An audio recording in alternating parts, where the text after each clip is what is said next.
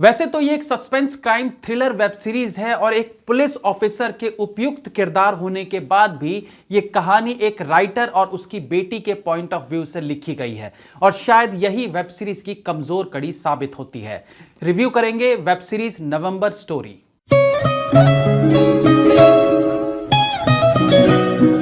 एक web series या film या इवन टीवी सीरियल का क्लाइमेक्स उस कहानी का थीम तय करता है कि ये फिल्म सिर्फ थ्रिलर है या थ्रिलर प्लस सस्पेंस है या फिर इसे मिस्ट्री जोन में भी रखा जा सकता है। डिपेंड्स कि कहानी का असली खलनायक आपको कितना स्तब्ध कर पाता है। नवंबर स्टोरी एक थ्रिलिंग कहानी जरूर लगती है, लेकिन वेब सीरीज का क्लाइमेक्स इसे मिस्ट्री फिल्म की कैटेगरी तक ले जाने में कामयाब नहीं हो पाता, यानी इसे थ्रिलर वेब सीरीज कहना ज्यादा सही होगा। वेब सीरीज की शुरुआत जिस तरीके से की गई थी उसने निसंदेह एक्साइटमेंट बढ़ा दिया था। जिस तरीके से एक बस एक्सीडेंट का चित्रण किया गया वो बहुत यूनिक लग रहा था। 1995 में हुए एक बस हादसे से शुरू हुई ये कहानी वापस प्रेजेंट में आ जाती है, जहां तमन्ना यानी अन्नू को एक हैकर के रूप में दिखाया जाता है जो अपने क्राइम स्टोरी लिखने वाले पिता के साथ रहती है। वो अपने पिता के इलाज के लिए अपना एक पुराना घर बेचना चाहती है, जिसके लिए उसके पिता सहमत नहीं है। और कहानी में ट्विस्ट तब आता है जब उसके दूसरे घर में उस औरत का मर्डर हो जाता है जिससे वो कुछ ही घंटे पहले ट्रेन में मिली थी, और इस मर्डर में प्राइम सस्पेक्ट ठहराया जाता है अन्नू के पिता को। अब कैसे अन्नू अपने पिता को इससे बाहर निकालती है और उस मर्डर के पीछे की सच्चाई को सामने लाती है, यह सब कुछ इस वेब सीरीज में देखने को मिलता है। बेशक आज फिल्म इंडस्ट्री में नए तरह के स्क्रीन प्ले का चलन हो चुका है। हर वेब सीरीज में स्क्रीन प्ले लिखने का तरीका काफी सिमिलर सा होने लगा है। हर एपिसोड के पहले कुछ मिनट्स में एक अनजान सी कहानी दिखाई जाती है जिसको आखिर में जाकर ओरिजिनल चल रही कहानी से कनेक्ट कर दिया जाता है। आज लगभग हर वेब सीरीज में इसी प्रकार से दिखाने की कोशिश की जाती है। नवंबर स्टोरी में भी कुछ ऐसा ही देखने को मिलता है। कहानी के काफी पार्ट में एक ग्रिपिंग बांध कर रखने वाला स्क्रीन प्ले तो दिखाई पड़ता है, लेकिन बीच बीच में कई जगह यह स्क्रीन प्ले निराश भी करता है, कहानी को धीमा कर देता है और जिस एक्साइटमेंट के साथ दर्शक सीरीज देखने बैठते हैं वो एक्साइटमेंट धीमी कहानी लचीले स्क्रीन प्ले के कारण घटती चली जाती है। हर एपिसोड की शुरुआत में दिखाए जा रहे ब्लैक एंड व्हाइट कहानी कई बार फ्रस्ट्रेट करने लगती है कि सिर्फ स्लो मोशन में बिना किसी संवाद के फिल्म मेकर क्या बताना चाह रहे हैं। एज एन ऑडियंस ये सबको पता रहता है कि ऑब्वियसली ये सीन कहानी से कनेक्ट तो करेगी, लेकिन फिर भी ये सीन फ्रस्ट्रेट करने लगते हैं। इस फ्रस्ट्रेशन का ये कारण भी हो सकता है कि हमें सब जान लेने की जल्दबाजी भी रहती है और ऑडियंस का यही भाव एक्साइटमेंट से फ्रस्ट्रेशन में ना बदल जाए, जिसके लिए स्क्रीन प्ले राइटर को मेहनत करनी पड़ती है, जो यहां कई मौकों पर सफल होते नहीं दिखे। एक सीन है जहां 3 वांटेड मुजरिमों के बारे में पुलिस स्टेशन में फैक्स आता है और उसी वक्त एक कांस्टेबल उस फाइल को भी पढ़ रहा होता है जिसमें तीनों के नाम होते हैं।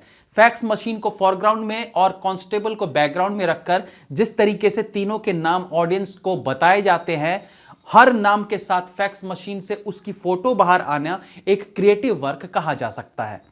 इसके अलावा मर्डर में कौन से वेपन यूज किया गया है यह जानने के लिए जिस प्रकार से 2 अलग अलग सीन्स को दिखाकर उस वेपन का खुलासा होता है, वो भी अच्छे स्क्रीन प्ले को दर्शाता है।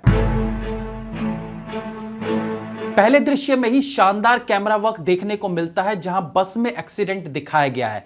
इसके बाद भी कुछ मौकों पर क्रिएटिव कैमरा एंगल्स देखने को मिलता है, बट जहां जहां कमजोर स्क्रीन प्ले दिखाई दिया है वहां वहां उस कमजोर स्क्रीन प्ले के तले कुछ अच्छे कैमरा वर्क्स भी दबके रह जाते हैं। बाकी कैमरामैन ने राम गोपाल वर्मा वाले कैमरा वर्क से बचते हुए अपने काम को थोड़ा सिंपल ही रखा है। कहानी में काफी सारे रात के सीन्स भी हैं और जितने भी रात के कमरे के सीन्स हैं, वो चाहे घर के हों या पुलिस स्टेशन के, उसमें ज्यादातर सीन्स में स्ट्रीट लाइट की रोशनी का इस्तेमाल ज्यादा किया गया है, यानी कमरे की लाइट से ज्यादा बाहर स्ट्रीट की लाइट को कमरे में दिखाया गया है, जो ऑब्वियसली सीन में थ्रिल पैदा करते हैं।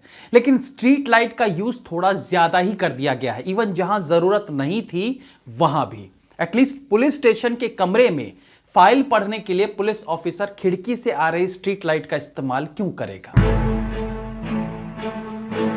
ये कहानी तमन्ना को केंद्रित करके बनाई गई है और इवन वेब सीरीज के नाम में, यानी वेब सीरीज का जब नाम दिखाया जाता है तो उसमें भी तमन्ना का नाम देखने को मिलता है। ऑब्वियसली ये वेब सीरीज है, लंबी है, तो बाकी कैरेक्टर्स को भी काफी मौका मिलता है अपनी कला दिखाने का। आज हमारे यहाँ की फिल्मों में 2 घंटे की महिला ओरिएंटेड फिल्म बनाने का रिस्क भी मेकर्स नहीं लेना चाहते, और उसमें भी क्राइम थ्रिलर फिल्म हो तो बिल्कुल नहीं। हाँ, सोशल ड्रामा टाइप की कोई थीम हो तो एक बार को फिल्म मेकर्स एक्ट्रेसेस पर केंद्रित फिल्म या इवन वेब सीरीज भी बना लेते हैं, लेकिन सब जानते हैं कि वो फिल्में बहुत सफल नहीं हो पाती। ऐसे में तमन्ना के कंधों पर 4.5 घंटे की वेब सीरीज को लादना बेहद जोखिम भरा था। तमन्ना के कैरेक्टर को सही प्रकार से जस्टिफाई भी नहीं किया जा सका है। वो एक हैकर है, वो एक अच्छी बेटी है, एक जासूस है, क्या है ये बताना मुश्किल हो जाता है। तमन्ना का काम ठीक तो कहा जा सकता है, लेकिन जब इतनी बड़ी वेब सीरीज, इतनी लंबी कहानी आपके जिम्मे हो तो एक्स्ट्रा ऑर्डिनरी होना भी जरूरी हो जाता है। एक सपाट चेहरे पर वो पूरी कहानी में खेल गई हैं। हालांकि 4.5 घंटे में कभी तो उसके फेस पे दूसरे एक्सप्रेशंस आने चाहिए थे, लेकिन सपाट फेस एक्सप्रेशन वाले एक्टर गैंग के नक्शों कदम पर तमन्ना ने भी चलने की कोशिश की, बट उतनी कामयाब नहीं हो पाती है। क्लाइमेक्स में जहां उन्हें और बेहतर परफॉर्म करने का मौका मिला था, वहां भी वो एवरेज ही दिखी। हाँ, यही वेब सीरीज 10 साल पहले की होती तो उनकी क्लाइमेक्स वाली एक्टिंग बेस्ट परफॉर्मेंस कहलाती, लेकिन अब इससे बेहतर कारनामे बहुत सी एक्ट्रेसेस ऑलरेडी कर चुकी हैं। पशुपति का काम अच्छा है, बल्कि देखा जाए तो तमन्ना से ज्यादा ये कहानी पशुपति पर केंद्रित है। उनका काम भी अच्छा है, बशर्ते कि डायरेक्टर साहब उनके किरदार को थोड़ा और बेहतर तरीके से दिखा पाते। जीएम कुमार का काम भी अच्छा है। इनके अलावा अरुल दास के किरदार की शुरुआत तो बहुत अच्छे तरीके से हुई और उन्होंने अपने काम को बेहतरीन तरीके से निभाया भी, लेकिन अचानक से उनके सीन्स में कटौती कर दी जाती है, जो इस वेब सीरीज का एक माइनस पॉइंट है। थ्रिलर फिल्म मतलब tight background music, gripping background music, और ये बीजीएम ही होता है जो थ्रिलर सीन्स को सबसे ज्यादा सपोर्ट करता है। वो चाहे लाउड वर्जन में हो या फिर एकदम स्लो बट इफेक्टिव होना चाहिए। कुछ एक जगह तो ऐसा फील हुआ कि बैकग्राउंड म्यूजिक को सीढ़ी बनाकर सीन्स को अच्छा बनाया गया है, लेकिन ज्यादातर जगह का बीजीएम याद भी नहीं रहता।